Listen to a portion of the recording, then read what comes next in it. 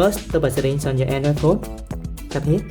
Then scroll down and search for Google. Tap here. Now select all services. And then scroll down and tap on personalize using share data. Tap here. Now turn everything off. Okay, now go back.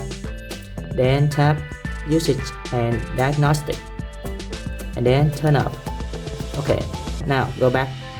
Then scroll up and tap on ads. Now tap delete advertising ID. Tap here. Okay, now go back.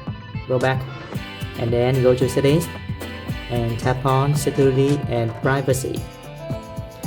Scroll down and tap on more privacy settings.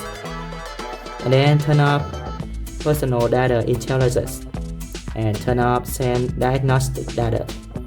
Click here, tap OK. And then turn off Android personalization service. And finally, tap on Android system intelligence. Tap clear data. Select all tab and tap here. And that's it. Thank you for watching.